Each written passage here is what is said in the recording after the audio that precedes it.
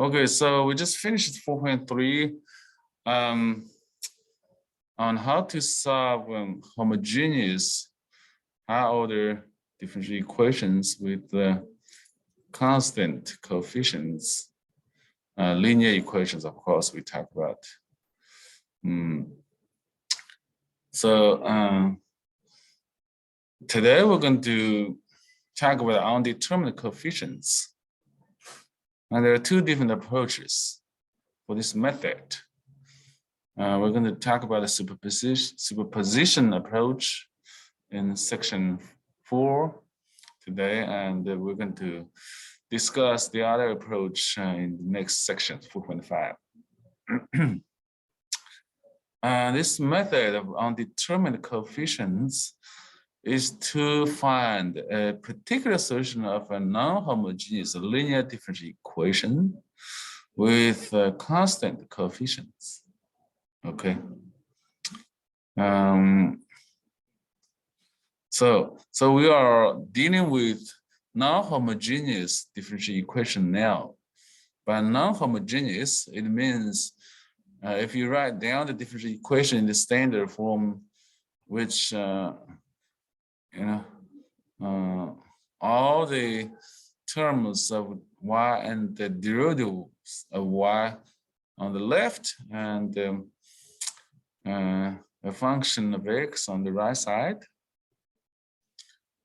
The non-homogeneous equation means the right-hand side function is not zero. Okay, it's a function of x. We call it g.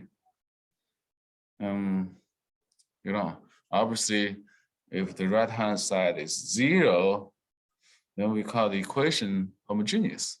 Now we are trying to solve the non-homogeneous equation when the right-hand side is not zero. And we have talked about the general method to solve non-homogeneous equation. And that is, you need to solve the homogeneous equation first, the associated homogeneous equation. So you're going to drop the right-hand side first and put zero to solve that homogeneous equation and keep the left-hand side unchanged. Solve that first, and then you got the solution. We call it the general solution for the homogeneous equation. And then you need to find one particular solution for the original non-homogeneous equation. So you put back the gx to the right and find one solution for the non-homogeneous equation. And then you just add the two parts together, and that will give you the general solution for the non-homogeneous equation. Okay, remember, it involves two steps. In the first step, again, you solve the associated homogeneous equation. We call it the general solution for the homogeneous equation, and at the second step, you find one solution, or one particular solution for the original non-homogeneous equation. And then at the end, you just add the two things, and that gives you the general solution for the non-homogeneous equation originally we have. Okay. So we're going to talk about the case where G is a linear combination of the, some types of functions. The Gx could be a polynomial P, or the polynomial times some exponential function e to the alpha x, or you can even multiply another sine or cosine functions. Okay, so we are focusing on those cases.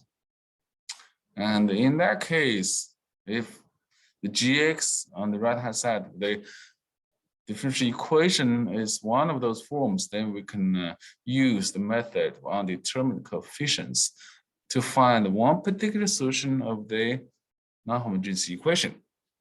So the rule is, whatever you have for the gx on the right-hand side of the equation, you're going to assume the particular solution will have a similar pattern. Okay, for example, if g is a polynomial on the right side of the equation, then you would assume that the particular solution of the equation will have the similar form. Namely, it's also a polynomial with the same degree. And similarly, if you have gx as the form of polynomial times the exponential, then you also assume the particular solution will have the same pattern and so on. Okay. So that's called undetermined coefficients because in the form you assume as the form of the particular solution, you have all the coefficients for the polynomial, for example, that needs to be determined from the equation itself. So let's just start from an example, and then you will see what's the idea with this method. So in the first example, we want to solve the second order linear differential equations with constant coefficients, and it's nonlinear. And the equation is y double prime plus 4y prime minus 2y equals 2x squared minus 3x plus 6. So once again, this is non-homogeneous because the right side is not zero, it's a polynomial. So we have to solve this equation in two steps. Step one, you solve the associated homogeneous equation. So drop the right-hand side, then put 0 there. And then, you would assume the form of the general solution of the associated homogeneous equation to be e to the mx, as we did before, and then plug it into the associated homogeneous equation, and you're going to get the auxiliary equation as we called before. But we're not going to repeat the whole process here. So if you do that, you're going to get the auxiliary equation of m squared plus 4m minus 2 equal to 0. All right. So just plug in y equal to e to the mx into the left-hand side of the equation and put the right-hand side equal to 0. Yeah, and after some simplification, you're going to get this auxiliary equation, m squared plus 4m minus 2 equals 0. And you can solve m easily from this equation, quadratic equation. So we can use the quadratic formula, negative b plus or minus square root of b squared minus 4ac over 2a, where a equals 1, b equal to 4, and c equal to negative 2 in this problem. So plugging those numbers, so we get negative 4 plus or minus square root of 4 squared minus 4 times 1 times negative 2 over 2 times 1. And the radical, inside the radical, you can easily calculate the number. 4 squared is 16, and negative 4 times negative 2 is 8. So that gives you 24. So we got negative 4 plus or minus square root of 24 over 2. And we can do a little simplification by factoring out 24 into 4 and 6 and take the root for each. So that will give us negative 4 plus or minus 2 square root of 6 over 2. And then you just cancel the 2 on the top and at the bottom on each term. And that will give us negative 2 plus or minus square root of 6 for m. So we got two real solutions for the m. And we know that will tell us the general solution of the associated homogeneous equation as C1 times e to the -2 plus 6 square root 6x plus C2 times e to the -2 minus square root 6x. Okay, so that takes care of the homogeneous part. And then we need to do the second step to find the one particular solution of the non-homogeneous equation, the original equation, and this is the undetermined coefficients, applying here. So what we do is we're going to assume the particular solution assumes the form of the right-hand side of G, which is 2x minus 3x plus C6. So we assume YP to be ax squared plus bx plus c. So you can see, the right-hand side of the original equation is a quadratic function, a polynomial.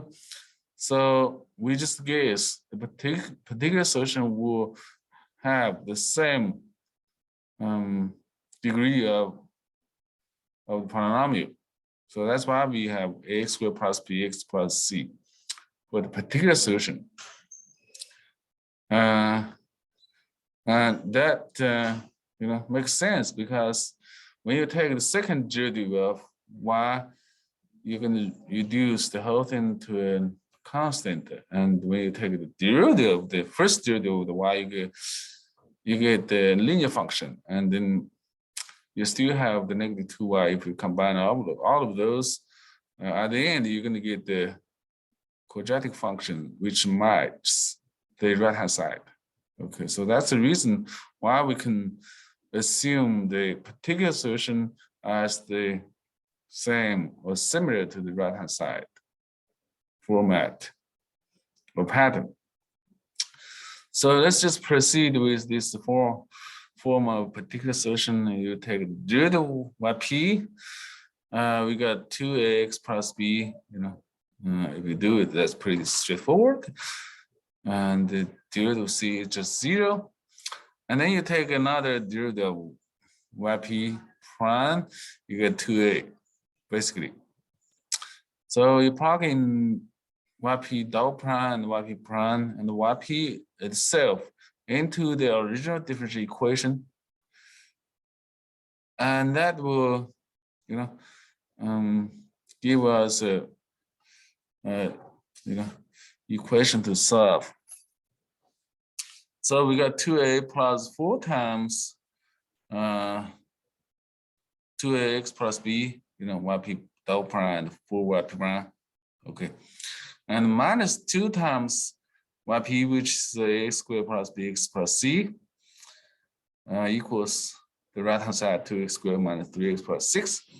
So we can easily, simplify the left-hand side and combine like terms. If you distribute 4 on the second part and the -2 on the third part, and then combine the terms of linear and the constants. So that will give us -2ax squared plus 8a minus 2bx. If you look at the linear term in the second part and the third term, we only have one term from the quadratic part, from the third part on the left. And then we got the 2a plus 4b minus 2c for the constants coming from each part, if you look at it.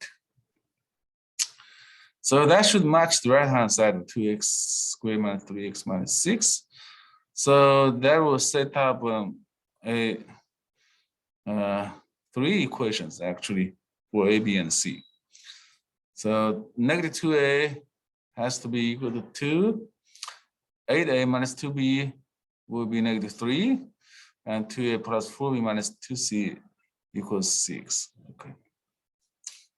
And this system of equations can easily be solved. If you look at the first equation, immediately you obtain a equal to -1 if you divide by -2 on both sides. And then you plug in -1 for A in the second equation. You can easily solve for B. And if you do that, you get -5/2.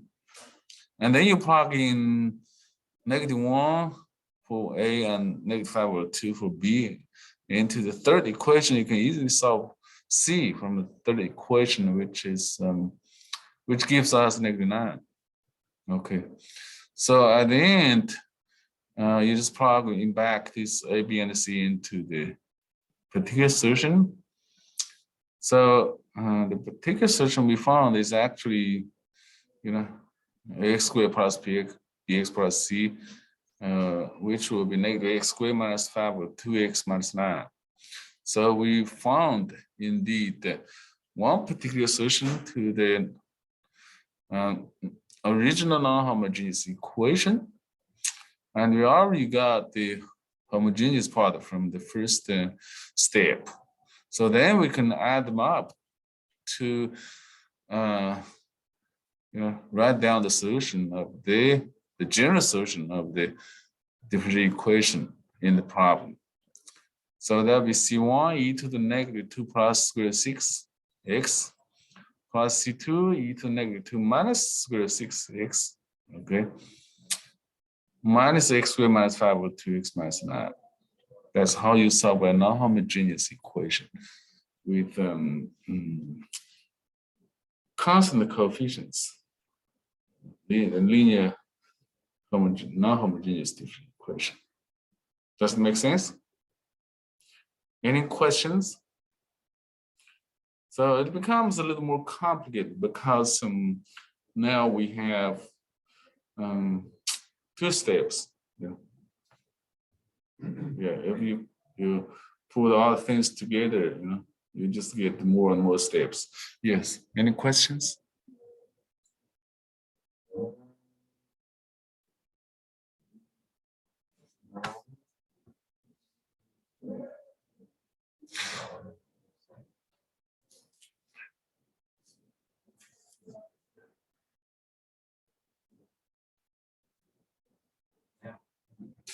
Okay, if no question, then we do another example. Okay, we can do another example today.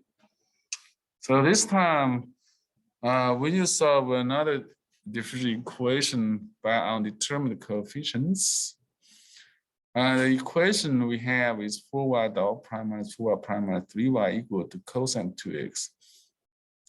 So again, this is a linear second order differential equation with constant coefficients, and the equation is nonlinear. Cosine 2x on the right hand side. It's not 0. So again, you can use the undetermined coefficients to find the particular solution of the equation.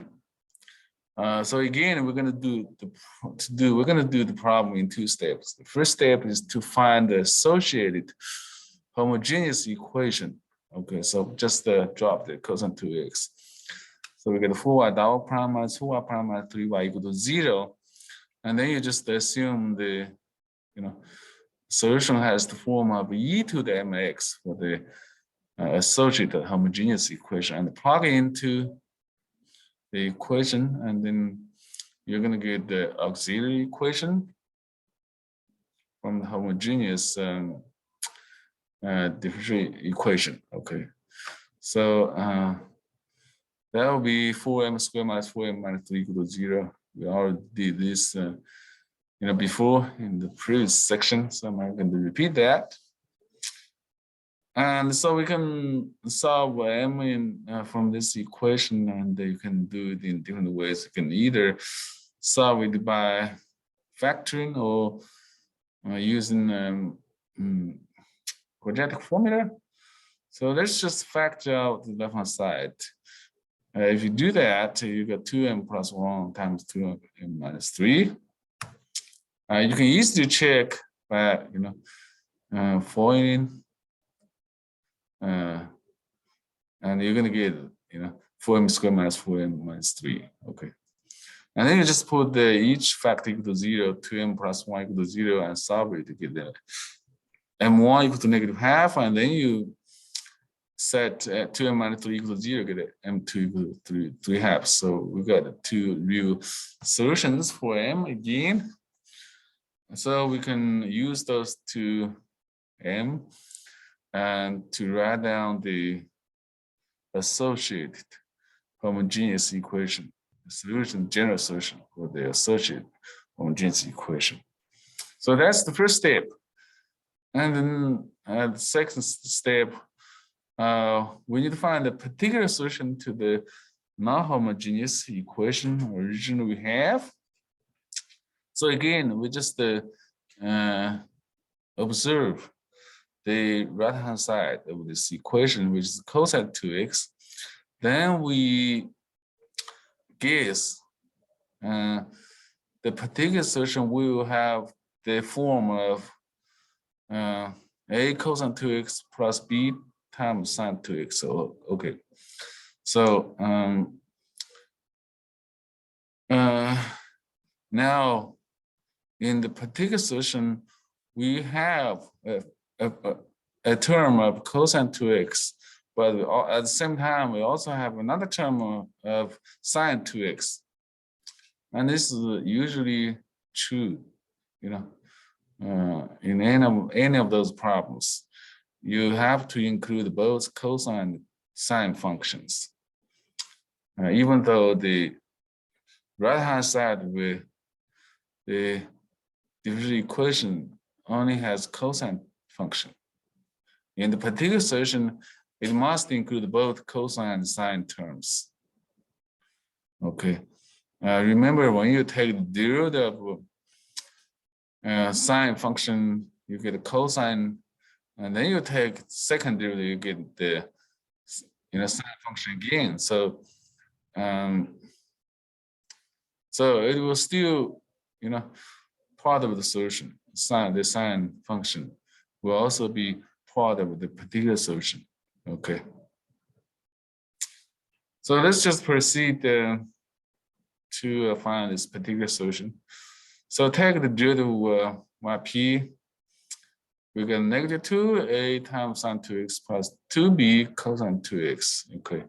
Just remember when you take the derivative, of sine cosine functions with the argument 2x, you have to use the chain rule, and that's why you get the factor 2 on each term. All right, and then you take the derivative of yp prime, you get yp double prime, and similarly, just use the same rule. We're gonna get negative 4a cosine 2x minus 4b sine 2x. You get another factor of 2 for each term if you use the chain rule. So just plug in yp double prime and yp prime and yp into the original non-homogeneous equation. All right. So then you have to do a little simplification. You have to distribute 4 to the first part and negative 4 to the second part, and negative 3 to the third part on the left-hand side. Remember, in each of those yp prime, yp double prime, we got both cosine and sine functions. So when you distribute those numbers on each part and combine like terms, namely you can combine the terms with cosine 2x and combine the terms of sine 2x. Essentially, you only get 2 parts. One part with cosine 2x and the other part of sine 2x. If that's easy to see. And then we got negative 16a minus 8b minus 3a cosine 2x. And negative 16b plus 8a minus 3b sine 2x on the left. And that has to match the right-hand side of cosine 2x. Okay. So then we got two equations. If you set negative 16a minus 8b minus 3a equal to 1, and negative 16b plus 8a minus 3b equal to 0. Okay. So in order for the two sides to match, then you have to match the coefficients of cosine and sine functions on both sides, but the coefficient of cosine 2x is just 1 on the right, and there's no term of sine 2x on the right, so that will be 0. All right. So let's see. Why did we get negative 16a? Oh, okay. Yeah, I just did a little more simplification, on the left-hand side of each equation. Okay, you can combine negative 16a and negative 3a to get negative 19a. Similarly, you can combine negative 16b and negative 3b to get negative 19b. Okay, so this system can be easily solved, linear system. We got some fractions, but it's easy to solve. We can either solve it by substitution or what? Elimination. Okay. At the end, we got a equals negative 19 over 425, and b equal to negative 8 over 425. So, and that will give us the particular solution of the original differential equation yp, which is a cosine 2x plus b sine 2x.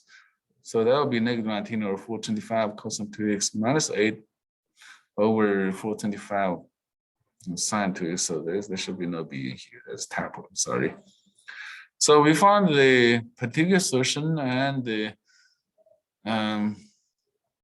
particular solution to the original non-homogeneous equation and the general solution for the associated homogeneous equation. So we can add them up to get the general solution for the non-homogeneous equation, the original function, original equation. So that will be C1 e to the negative half x, C2 e to the 3 half x. Remember, that's how you write down the general solution of the associated homogeneous equation. And then the other part, negative 19 over 425 cosine 2x minus 8 of 425 sine 2x is not be here. Again, it should not be here. And that part is the particular solution of the original non-homogeneous equation. So you just add them up to get the solution to the general solution to the original equation. So that's the second example. Any questions about this example? We just use the same steps to do this problem. The only difference between this example and the previous example is the right-hand side function is different. We got the polynomial on the right side in first example, and we got the cosine function in this example. So then correspondingly, you have to assume different format or pattern for the particular solution, right? And then you have to determine the coefficients A and B in this example, from the equation itself. So that's the idea of undetermined coefficients. Okay, so we're going to continue this method in next time.